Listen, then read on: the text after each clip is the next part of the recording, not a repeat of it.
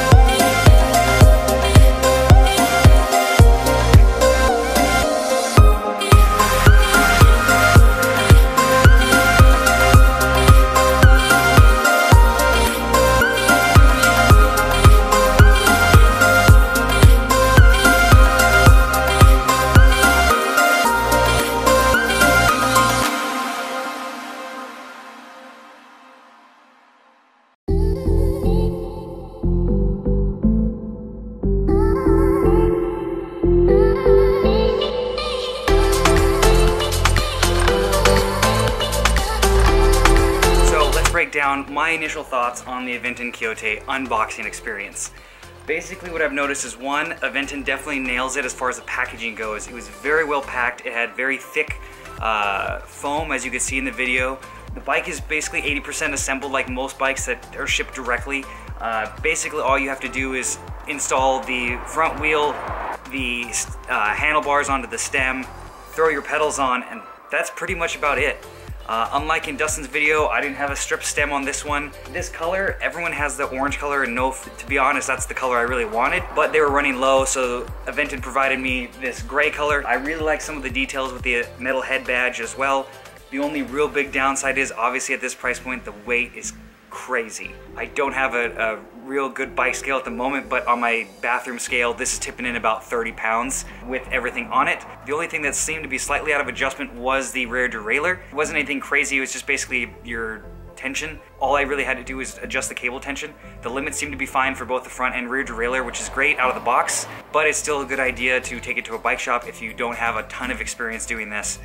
The brakes seem to be very tight. As far as the feel, there's very little movement till you hit the rotor. That is something that's obviously everyone's preference to adjust. Again, take it to a shop if you're not sure on how to do that, because your brakes are obviously something you don't want to mess with if you don't know what you're doing. Also, one thing I did notice as far as the specs go, I haven't taken this out obviously for a ride, but with this weight and the compact front chain rings and the 1132, I think that that's basically what most people are running on their road endurance bikes. Even your entry-level bikes are going to have a similar gear set to that, which will be potentially a lot lighter because it is a aluminum frame carbon fiber fork where this is all steel.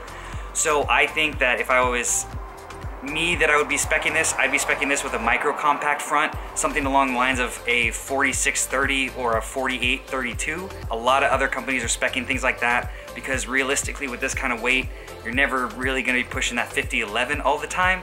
You're going to want that climbing gear, one, to help you out with compensating for the weight, as well as since this is the entry level into gravel, potentially for your newer riders who maybe don't have the leg power or the experience, we're gonna want that really big bailout gear, especially trying to lug this bike up a hill. And I believe Claris will clear a 1134 in the rear, which they could have spec'd. But besides that, it seems pretty solid. All the Aventon branded components, the handlebars seem like a decent shape. The saddle is reasonably comfortable for a stock seat. It's a little narrow for me, but that's gonna be something that I've heard a lot of people do like this seat right out of the box. So stay tuned, this will probably show up in a few vlogs. I'm gonna have an official review later down the line after I get some miles on this thing. But if you guys have any questions or comments, please put them in the comments section below to let me know what you wanna know about this, or if you want me to try something. I'm definitely gonna be swapping the wheels out to try to see what the max tire size is for this frame. I know they've cleared a 650 with a 47, but I have a mountain bike wheel set that I use for my other cross bike. That's a 2.2 in the front and a 2.1 in the rear. That clears on my TCX no problem, but I want to see if this bike will actually clear the same thing. As well as I'll probably want to swap to a bigger tire. There's a ton of clearance for it, and I think they should have spec'd up a little bit on the tire size as well. This is probably great intermediate if someone's using this for the road, some light dirt, but if you really want to get to some chunky stuff, some extra volume would definitely help. So I hope you like this video. Please make sure to subscribe, turn notifications on so you can see all the other videos that I make, as well as the review for the Aventon Kijote that's going to be coming soon. I got a couple other bikes on the way for you guys. I'm really excited. We're going to have a lot of bike reviews and a lot of cool comparisons on the way. So thanks for watching another episode of Locked In.